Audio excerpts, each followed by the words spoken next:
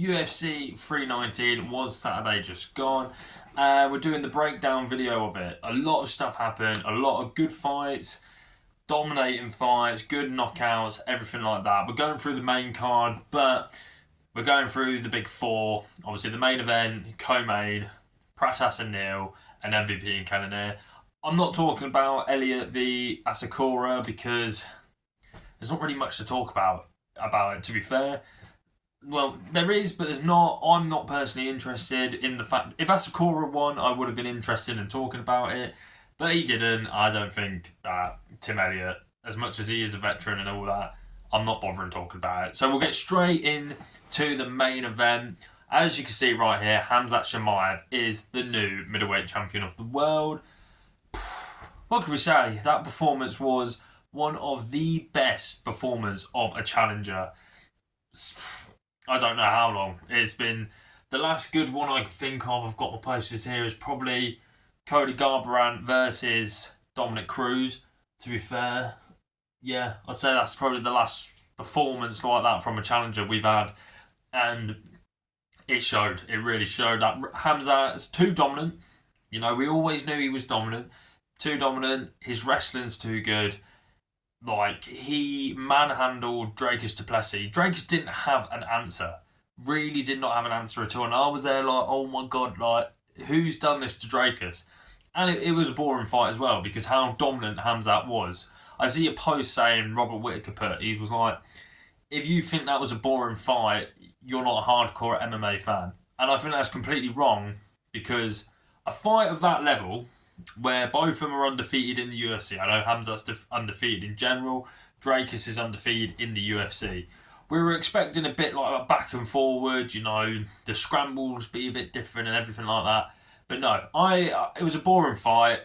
I hope Khamzat doesn't have a title reign like this where it's 5 rounds and he's just dominating. Like, it's like Khabib. It's really the best person you could describe it is Khabib, where it's just like, okay, this is it. We know what we're going to get here.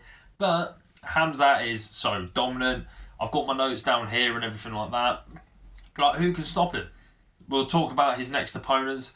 The obvious two guys who will be next for Khamzat is the winner of Nassourdine Imavov versus Caio Borralho. I think Nassourdin's got a really good shot. I think Caio Borralho's got a really good shot. Out of the two, I'm leaning more towards Nassourdine because he's got the size as well. He's a big middleweight, you know, while Caio Borralho is a little bit smaller, but they're both big, so we'll have to see on that. I personally think that Nassourdine Imavov can get the win over Khamzat, but at the same time, it's Khamzat, so I might just be having hope that someone can beat him. But yeah, so that was on Khamzat. For Dracus du Plessis, you know, my notes here, he's got heart. Dracus never stopped trying. He didn't try, and he was constantly trying to get up after getting taken down multiple times and just held there. Even when he stand back up on his feet, he was still like throwing punches. So, to be fair to Dracus du Plessis, I know he got dominated, but at least you could say he was constantly trying. He didn't accept the positions he was in. Obviously, he got put into mount, crucifix multiple times. He had no answers at all. And I feel a bit bad for Dracus because I think you could tell Dracus obviously was upset. He lost his belt, fair enough. But I think in the way he lost his title, he didn't do anything. I think he landed, 10 punches for the entire fight and got dominated on the ground for 23 minutes. Something like that. I think that Dracus would have at least liked to have a back and forward fight, and if Khamzat got the nod, then it was like, you know what, I've had a good fight. I think he wanted to give the fans a show, and because of how big the fight was, and obviously it didn't deliver. But what's next for Dracus? I think Renan Derrida. I think that one makes sense. I think it makes a lot of sense. You know, Renan Derrida is ranked number 5. Dracus is now going to be ranked number 1. So it makes sense. It really does make sense, to be fair. Dracus will be ranked number 1. It makes sense. Number 5, you're number 1. It's a winnable fight for Dracus. It's a winnable fight for Renan Derrida. And them two have the most weirdest of styles. And I think, it doesn't look right. Nothing looks right at all. And that's why I want to see this fight. So that's what I think for them two. We'll go on to the co-main event. Lerone Murphy. Oh my god, that knockout was insane. You'll see an image here of Lerone about to hit Aaron Pico. I mean, wow. Aaron Pico v Lerone Murphy. We'll talk about Lerone first because Lerone was the winner. Personally, that's KO of the year so far, in my opinion. Trying for what Lerone did, 3 weeks' notice, to the opponent he did it against, the next up and coming thing. Aaron Pico's the next guy. He's going to challenge Volk. He's going to win the title. Short notice. And the way the fight was playing out was like, oh, okay, but Aaron Pico's the real deal. You know, he was hitting Lerone with very good body shots, hurting him a little bit. But then Lerone Murphy just started, you know, getting the distance. Like, okay, he's going to come in, I can land with this. He was finding the openings of where to strike. You know, he landed a big right elbow, and you could see that did hurt Aaron Pico for a quick second. So that was obviously good in the fact of he adapted halfway through the first round, and he just knew that Pico was just constant forward. Then all of a sudden, I don't know if it was the left or right, but one of them, he stepped, spinning elbow, knocked Pico out cold. Insane knockout of the year for me. And we had 2 spinning elbows knockouts on this card. That was the second one. I'll talk about the first one after. But it was amazing. And for Lerone Murphy, this is the thing what he needed. He really needed, you know, now 17-0. You've gone against 3 ranked guys previous in Edson Barboza when he was ranked, Danny Ige, Josh Emmett, and they're all decision wins, you know. He needed something like this to say, well, I'm next in line, I'm the next guy. And even Volk said, I'll see you in December. And my last bits of note is he's next for Volk. That is it. Lerone Murphy's got the title shot. You know, Mozart obviously is number 1 contender, but he's injured. Fair enough. Arnold Allen hasn't done enough. Yair Rodriguez hasn't done enough. Diego Lopez and Jern Silva, they're fighting at UFC Noche. So they're all booked up. So Lerone Murphy makes sense. Lerone really does. And especially, I thought Lerone Murphy was a lot younger. He was not. He's 35. So if he's challenging for a belt, it has to be now. But on Lerone, yeah, knockout of the year, and he's next to Volk. And incredible. But we'll talk about Pico. You know, I don't think this is that bad. You know, I don't think it's awful. I don't think it's obviously good. You know, you lost your first fight coming into the UFC with the hype that you did. But he was looking great. He's only 28. He can come back. He's still not technically in his physical prime. You know, when you get to 30, 31, that's when you're in your prime. So I don't think this is a bad thing for Aaron Pico, you know. You were fighting really well. You were clearly winning. And then, okay, the better guy just started reading you a bit. And then he's knocked you out. But, you know, it's not the end-all of end-all for Aaron Pico. You know, for some people like Mauricio Pitbull, Patchy Mix, you know, they're a lot older. While Aaron Pico, he's 28, so he can come again. He really can. Good grappling on Aaron Pico. He showed that he does have the wrestling pedigree. He has the hands because he was hurting, like I said, he was hurting Murphy to the body, and it was very clear to see. But who's next for Aaron Pico? I think a still ranked contender. I think you rather go with Danny Ige, who's ranked in the top 15, or you go with Giga Chikadze, who I'm pretty sure is in the top 15. But even if he's not, that's still a very, very good opponent. I think both of them are very winnable matchups, especially the Danny Ige one. We all know in the featherweight division, Danny Ige is the gatekeeper, but he's a very good gatekeeper. So I personally would love to see Danny Ige v Aaron Pico. It's a good matchup for both of them. If Danny Ige wins, it shows that there's levels to this UFC roster, and if Pico wins, then you know you've succeeded. You've gone past the gatekeeper and all that. But yeah, that's all I've got. So Lerone Murphy, he's next for Volk. Aaron Pico, he can come again. It's definitely not the end all and end all. But we'll go on to the next matchup. I've got MVP versus Jared Cannonier at middleweight. Wow, Wow, wow, wow. MVP is now 2-0 at middleweight, but I don't like it. I really don't like it. So I'll explain why I don't like it. I don't like the fact where fighters, they'll keep jumping from one division, beating a ranked guy, then they'll move back down to fight another, and it's just like, well, just stay in one division, because MVP is probably one of the top 3 best strikers in the UFC at this moment, in my personal opinion. And his style's so confusing. You don't know what he's going to do. Jared Cannonier didn't have an answer for it while it was on the feet. Even MVP dropping Cannonier in the first round and everything like that. So the fact of you can do this to some of the best guys. The only downfall to MVP's game is the ground game, the grappling, the wrestling, and all that. He did get out grappled by Ian Garry and Jared Cannonier in the last round, very much. So, but he still got the win. He still did enough in that fight to win. So MVP by tomorrow will be ranked in the top 10 of middleweight. I've got 2 people who I think he should fight next.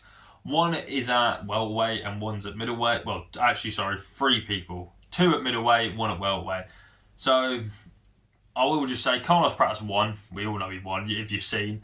But Carlos Pratas said he wants someone to fight in Rio. MVP's put his name in the hat and saying, I'll fight you. That's a very good matchup. If MVP can beat Carlos Pratas, or if Pratas can beat MVP, it's massive wins for either or, and they'll go on to bigger, better things. But if MVP decides to stay at middleweight, I've got 2 good names.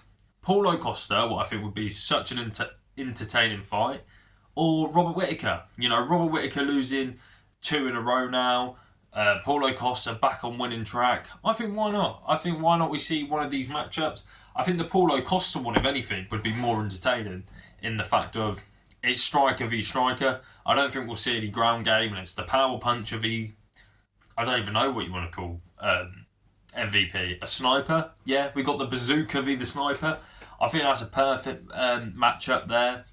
And it makes sense. It really does. Put MVP in fun fights, What he's gone against Kevin Holland, that was a fun fight. Ian Garry, that was a fun fight. And even in the Ian Garry loss, he showed that if it's standing on the feet, you're not beating him. And that's why you've got to take him down.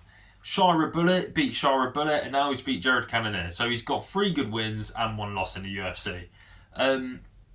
That's who I think MVP should go against next, is Costa. But on Jared Cannonier, it's a shame. I really like Jared Cannonier. I've watched him come up in this middleweight division, and I think it's coming to the end now. I think that Jared Cannonier, he's 41, nearly 42. He's had a great career. He's challenged for the belt. He's beat some really, really good guys in the fact of Sean Strickland, former champion, Jack Hermansson, top-ranked guy, Kelvin Gastelum, Marvin Vittori, beat some young prospects as well in Gregory Rodriguez. He's got a very good resume, and he's only lost to the best of the best. But yeah, I think it's coming to the end now. But if Jared Cannonier decides to continue, I'm on the lines of him retiring, because he's still really good, and he's shown in the... I'm only looking up there, like you said. You guys know I've got my pictures and that. But back to this. The fact of he can still beat these young guys who are coming through and want it in the rankings, like the Gregory Rodriguez one, he was losing that fight and then used that like veteranness and come back and won and got the knockout. So he can still perform at this level, but he's kind of winning one fight, losing another 2, win 1, and it's like you're never gonna get that title shot with those type of wins. And now you're losing to someone who was moving up a division, if you know what I mean. MVP obviously did fight last at middleweight, but he's a welterweight. So, but let's say if Jared Cannonier decides to keep fighting, what I think he probably will, I think a good matchup is Roman Kopylov, another top 15 guy, and it's another good fight. Roman Kopylov has shown he's not as good as what he was made out to be. I'm not saying that's the end all and end all for Roman Kopylov. I think he can eventually climb up the rankings, but I think it's definitely a winnable fight for Jared Cannonier. But he did also show some very, very good grappling in that matchup. against MVP, using his size, using the weight against MVP. But Jared Cannonier's got some solid grappling as well. But yeah, MVP, he should rather stick at one weight, and Jared Cannonier rather retire or Roman Kopylov for me. That's what I think. On to the last fight we're going to talk about. Carlos Pratas versus Jeff Neal. Wow. The first of the night, spinning elbow KOs. Carlos Pratas knocked out Jeff Neal by the spinning KO. You'll see, obviously, there. What's next for Carlos Pratas? It's Rio. It's UFC Rio. 100% later this year. I think it's in October. Dana White's already said that he is going to be the co-main event. Obviously, the main event being Charles Oliveira v Rafael Fiziev. I'm all up for it. Carlos Pratas, keep this ball rolling. Be active, because that's what you got to do. You got to be active, make a name. Carlos Pratas is already getting a very good name behind him, and now he's beating another really good guy in Jeff Neal, the only person to ever knock out Jeff Neal, and he's done it in a spinning elbow. There was before Saturday night, there was 8 UFC spinning elbow knockouts, and then we had 2 on the same card. So it just shows how impressive it was and everything like that. So that's what I mean. It's super impressive. He looked 10 times better when he fought Ian Gary. Obviously, last time out losing to Ian Gary. But he didn't look bad. He didn't look bad at all. He had moments in that fight and that, but he looked a lot better. In my opinion, his variety of punches and kicks were a lot better. He would go to the head, then he would go to the body. The kicking were a lot better. Front kicks to the body, everything like that. I think he showed that, okay, he's had his first loss, he's come back, and now look at him, and he's getting knockouts like that. Incredible. What's next on opponent-wise for him? Well, he called for Leon Edwards. And obviously MVP called out Pratas for London as well. Not London, Rio. But I think that Leon Edwards should take the UFC Rio fight. Edwards is on a 2-fight losing streak. Pratas is on the come up. Pratas is so entertaining. He's got a lot of hype around him. If Leon can beat him, then you take all that hype and everything away. But if Pratas can beat Leon Edwards, then you're right in with the top 5. And, you're going against your Shavkat, your Bilals, your JDMs, people like that, your Islams, your Usmans. Usman v Pratas I would love to see. I think that's a very good, different match, stylistic matchups. And I would like to see it. But at the same time, you want to build Pratas up, you put him against a striker. This welterweight division is mainly ran by wrestlers. So put him against a striker. And when he gets to the top 5 or whatever, then we'll have to see the wrestlers come in. But yeah, that's what I'll say. It's another great KO for Pratas. He's got the power. But on Jeff Neal, man, you've got to feel for Jeff Neal because he's one of the best boxers in that welterweight division. He looked decent, to be fair. He was getting a bit picked apart, but he was still landing a little bits here and there.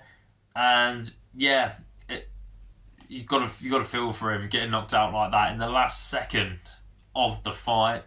It was a shame, as we all like Jeff Neal. I like Jeff Neal. I think he's entertaining. Putting that absolute banger on against with Shavkat a couple of years ago, giving us fun knockouts as well. But for Jeff Neal, he hasn't got bad losses. That's the only thing. Okay, you're losing to the best guys. He's lost to obviously Shavkat, Wonderboy. Now Pratas, obviously, a few other names, but he hasn't lost to anyone bad. But if Jeff Neal wants to continue, I think rather a rematch with Kevin Holland.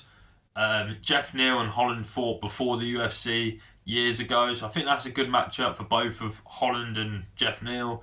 Or Daniel Rodriguez. That would be a very fun fight. They're both 2 very fun matchups there.